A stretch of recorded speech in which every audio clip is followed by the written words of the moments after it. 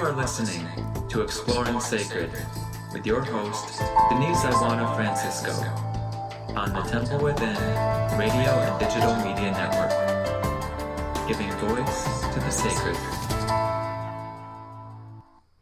Good morning, everybody. Welcome to Exploring Sacred and a beautiful morning here in the Enchanted Forest.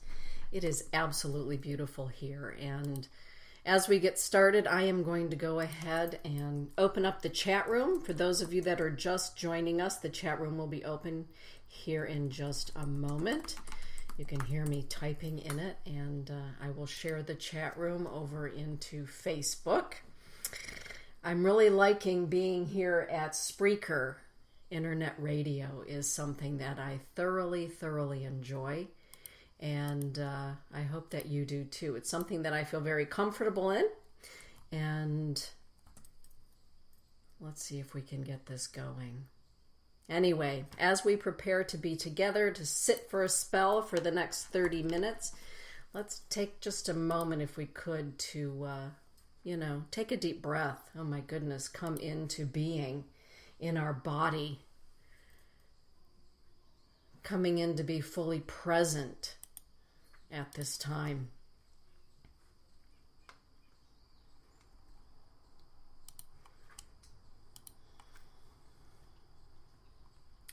Taking a deep breath and really feeling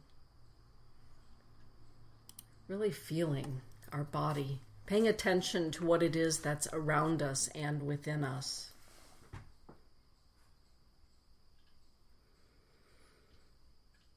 To be a seer, to be a sensitive, means that we're not only sensitive to those things that are seen, but to those things that are unseen.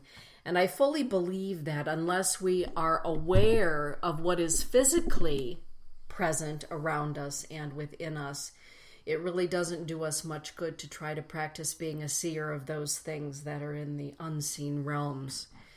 How are we to know what is coming into our space, our physical space, if we don't even know what our physical space feels like? How can we even sense, let alone feel or see or hear, if we don't know what our body feels like? One of the first things that I do as a seer every morning is to take time just to be for about a minute, to feel my body waking up from sleep, to ask for the presence of my guardian angels, my guides, my allies, right? My spiritual team to be present with me during the course of the day, all through the day. And really taking a moment to feel what my body is telling me, right? Even about the aches or the pains, or feeling well rested or not so well rested, and acting upon that. Nurturing the physical body is also nurturing our antenna, our psychic antenna. Good morning, Lady Hawk. It's good to have you in the chat room this morning. The chat room is available on Spreaker, and I'd like to have you in the chat room if you so desire. Being a seer means more than just seeing clairvoyantly with the third eye, with the sixth sense, as many people refer to it. It's about feeling. It's about sensing. It really is about understanding that there's more going on than meets the physical eye. The physical eye. Not only understanding it, but knowing it. Something I wrote a couple years back, that as the seer begins to see with a balanced heart and mind, all that the seer sees begins to see the seer. In other words, the more balanced we become in our spiritual gifts, in our gifts of the spirit, the charismata, our clairvoyance, our clairaudience, our clairsentience, clairgoustience, clairsmesience, all those good ways of saying our sensitivities, our third sight, right? Our second sight, our sense of knowing, a sense of feeling.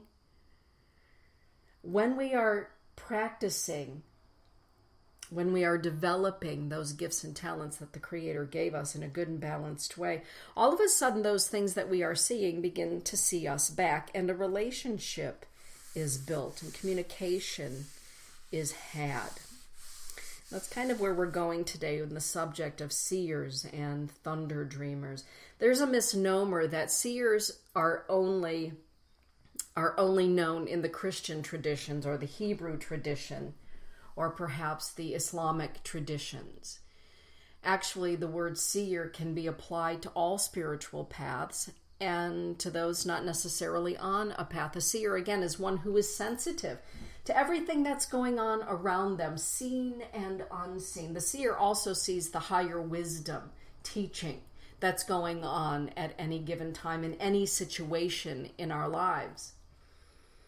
The word thunder dreamer, particularly in the West, people immediately associate that word thunder dreamer with Native America. And yes, it does apply to Native America, but it also applies to the Coptic tradition out of Egypt, the Essene traditions, the Hebrew traditions, very old. Thunder dreamers exist, again, in all paths.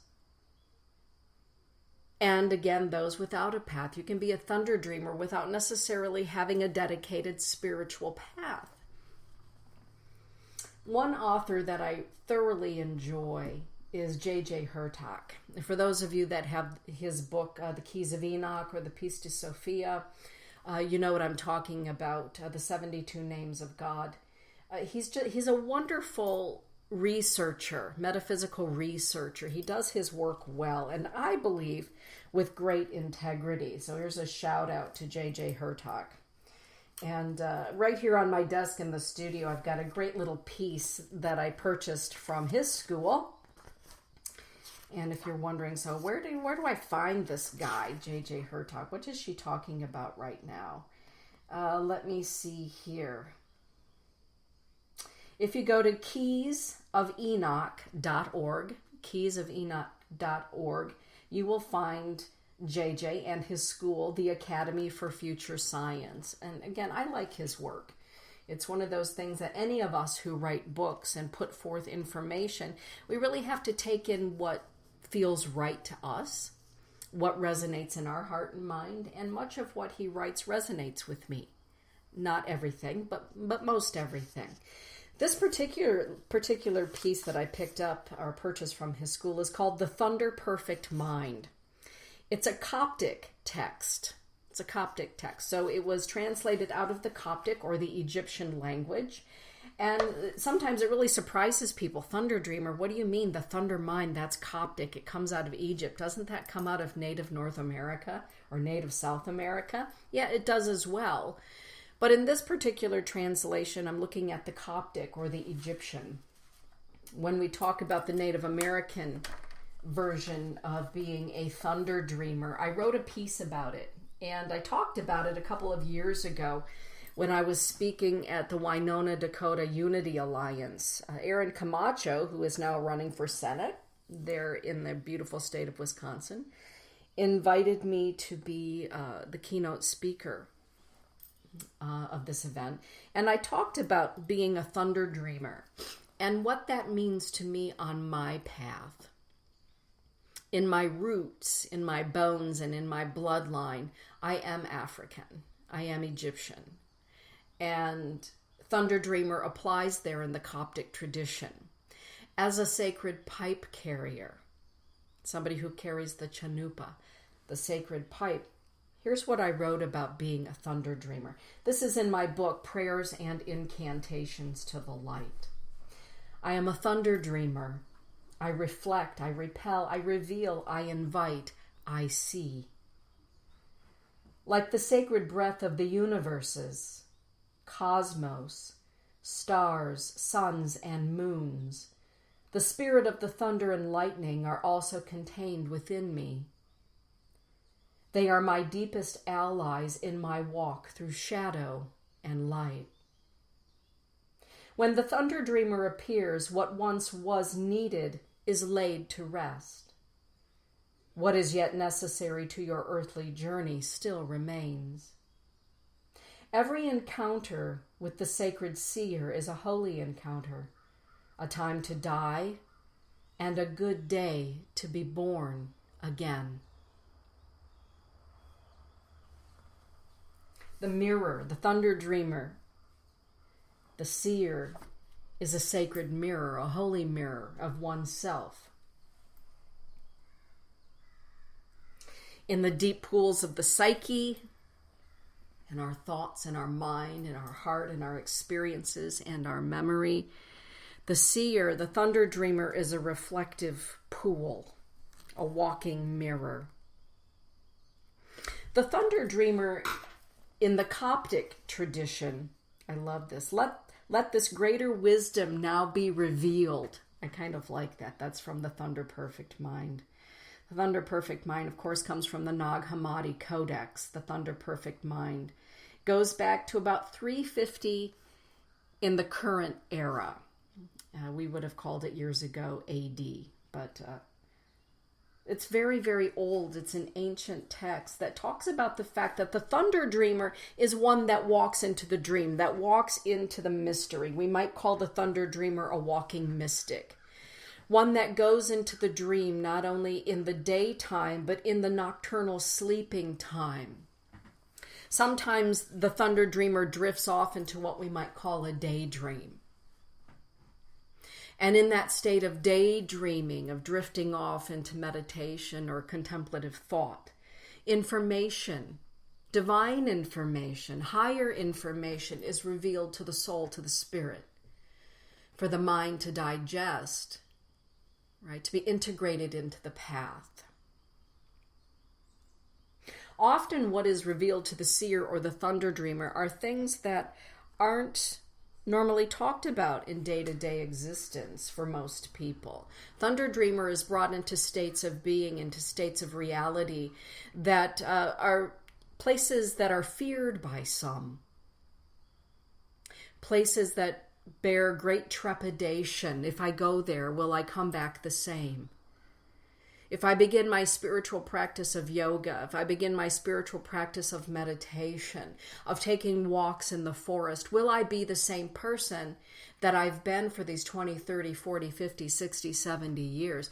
That fear of who will I become if I walk into spirit or if I walk deeply with spirit often prevents people from taking the walk into themselves, really, because the seer and the thunder dreamer take a walk into themselves, into the highest aspect of themselves. That aspect, like the eagle aspect, the Wambli Oyate, the eagle nation. They say, my relatives, my elders say to me, they teach me that the eagle nation resides most closely with the creator, Wakantanka, the great spirit, the great mystery. Good morning, Katie Battle. It's good to have you here this morning in the chat room. And we notice that the eagle doesn't usually fly in flocks. I've seen groupings of eagles, particularly when I go across the border of Wisconsin into Minnesota.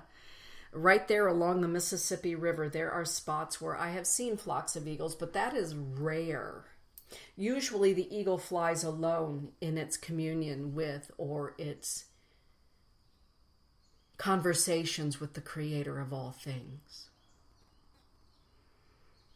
And as the elders have taught me, when the creator speaks to the eagle then brings that message back to the earth plane, to those that walk on the earth, the four-leggeds and the two-leggeds.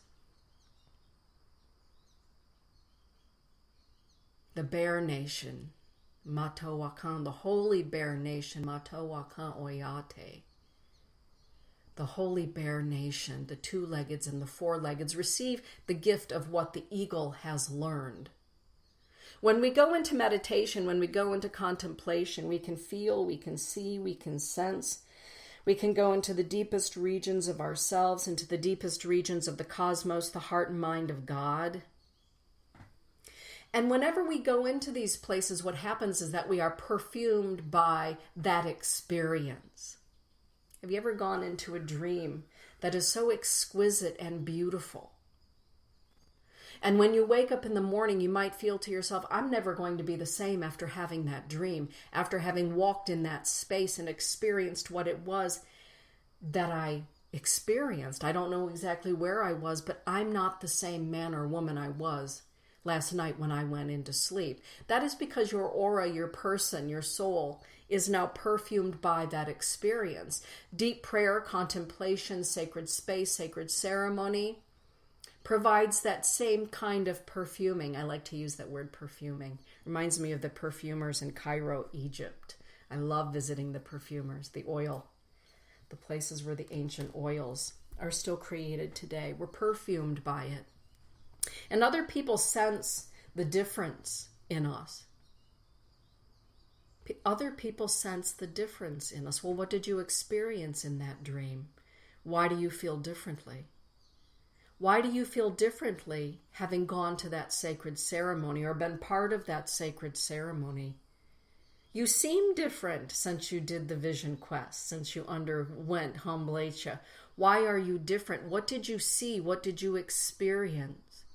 Oftentimes we may say that we experienced a closeness to the Creator. We experienced a closeness to God, to the angels, to those that we love who have gone home to spirit. Perhaps we've encountered them.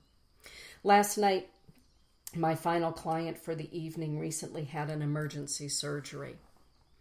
And while he was sitting with me in session, his mother appeared from spirit, and she said, ask him about how I appeared to him when he was undergoing his emergency surgery. So I looked at him and I said, hey, Raj, your mom wants me to ask you about the fact that she came to you while you were undergoing surgery. And he looked at me and his jaw dropped and he said, I was going to ask you that question tonight. Is it possible that while I was in surgery, my mother came to me? Denise, I saw her clear as a bell. Everything was white once I was put under. And all of a sudden I saw my mother. I said, well, of course it's possible. How wonderful.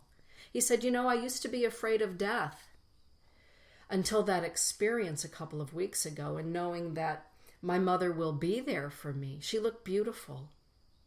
And I said to him, so Roger, do you feel as though you're a changed person because of the experience? And he said, I know I'm changed. And in fact, and in fact, I'm no longer afraid to die. I'm no longer afraid to die. Oftentimes, when we're no longer afraid to die, it means we're no longer afraid to live. Often, when we are no longer afraid to die, is when we are often no longer afraid to live. And so Roger is changed.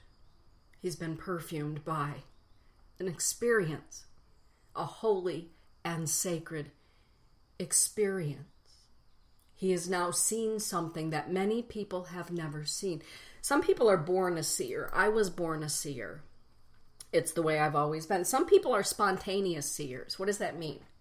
Well, that means that you're not always a seer. For me, 24/7, I am seeing not only the physical world, but the non-physical world, being visited by the non-physical world.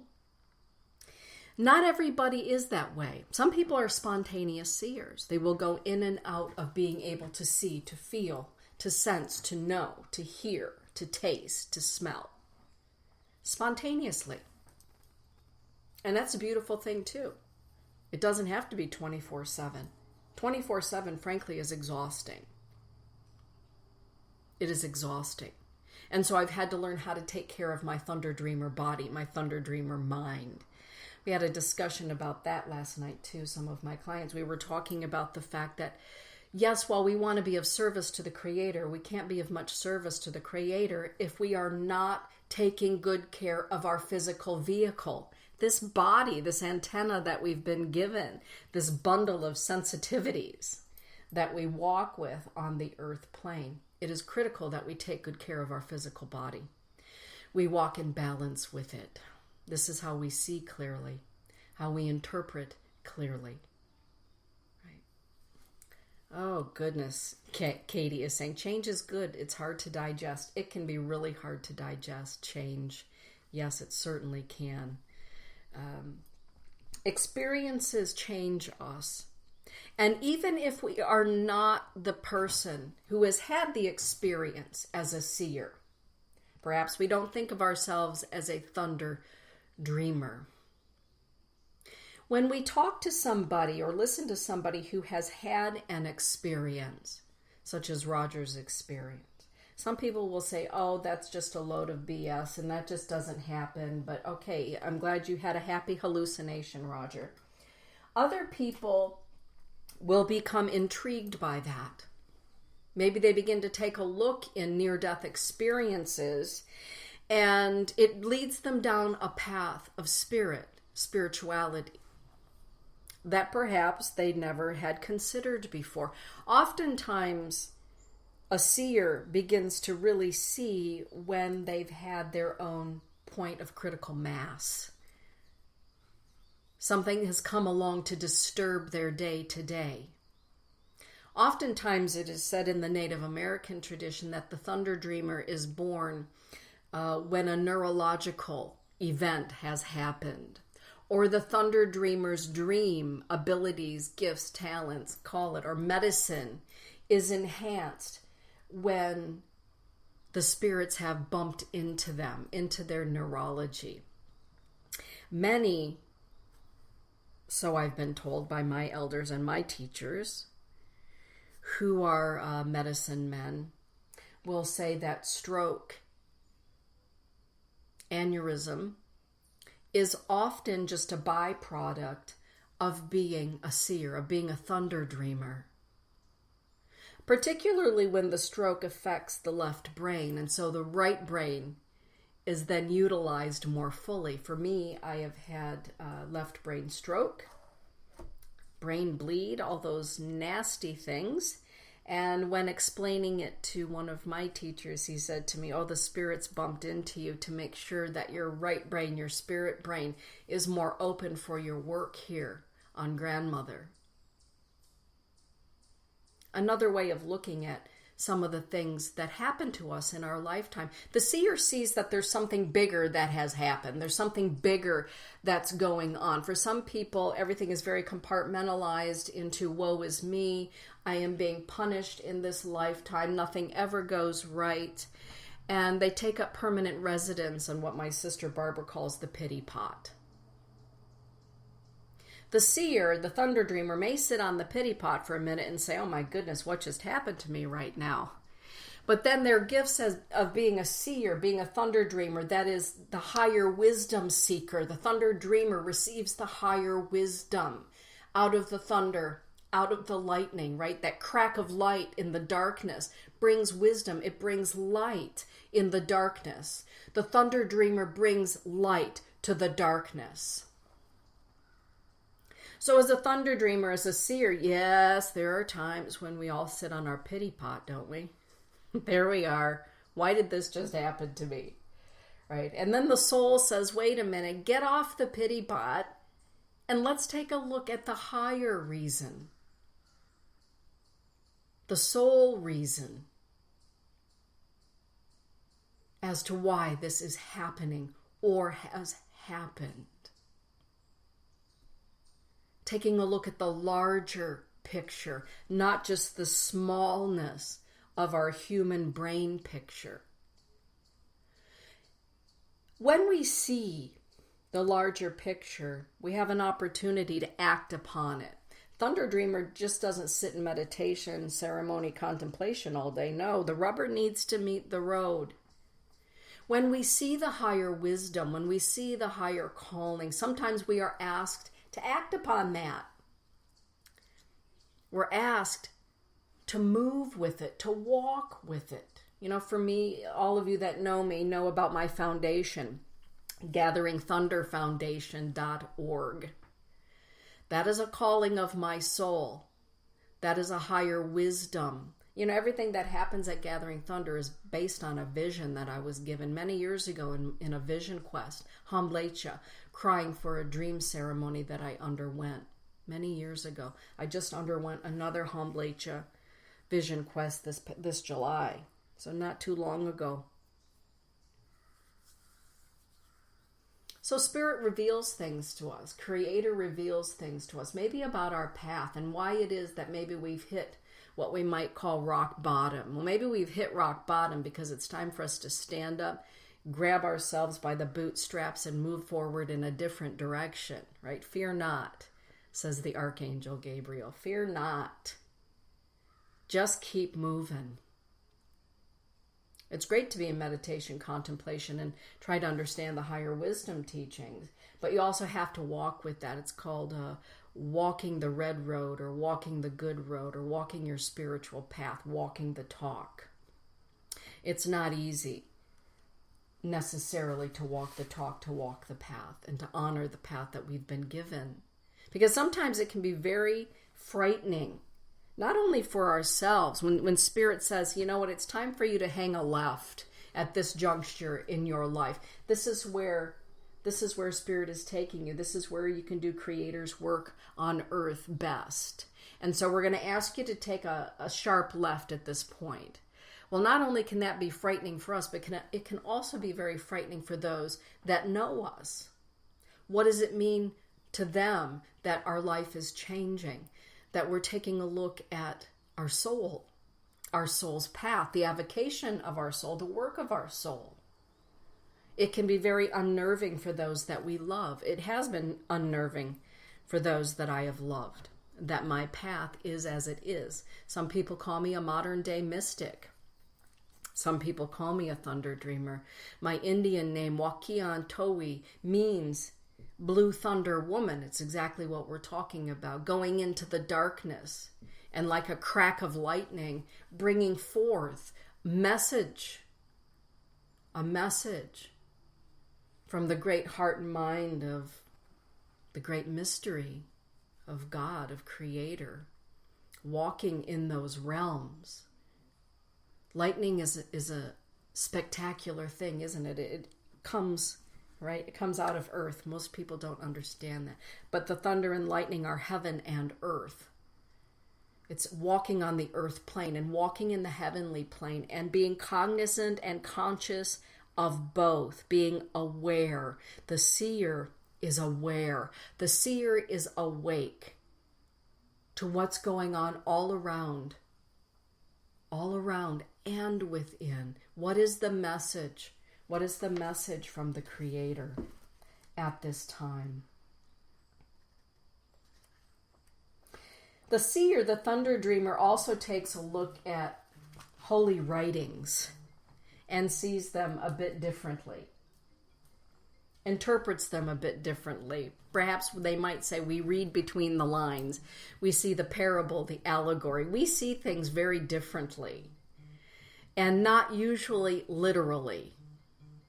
But we look for the hidden meaning. We see the hidden meaning. We sense the hidden meaning. And while not everybody wants to understand the hidden meaning of anything, we can understand it and walk that way. And it can be disconcerting for others. Not everybody is to be a seer or a thunder dreamer. Those of you that are listening to me right now, and by seer, I mean that you feel, you sense things in the unseen. You sense and feel and understand things in the seen realm more deeply, more finely than most. Right? Sometimes we call that being empathic. Seers and thunder dreamers have always been. Some of the greatest seers were Teresa of Lisieux, Saint Teresa of Avila, Saint Padre Pio. Right? They exist in every tradition, thunder dreamers as well. Being fearless, yet respectful. Right? That's that is a must for a thunder dreamer. Being fearless, but being respectful of all things. Of all things. In my book, Prayers and Incantations to the Light, there are a couple of incantations that I wrote. And one of them I call the Blue Thunder Prayer. And as we close our 30 minutes together, I'd like to share it with you. Blue Thunder Prayer. If you go to DeniseIwaniw.com or thetemplewithin.com, you'll find my books.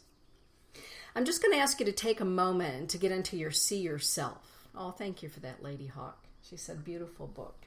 I appreciate that. I'm going to ask you to take a deep breath and get into your seer self, your thunder dreamer self. And pay attention, be awake, be alert.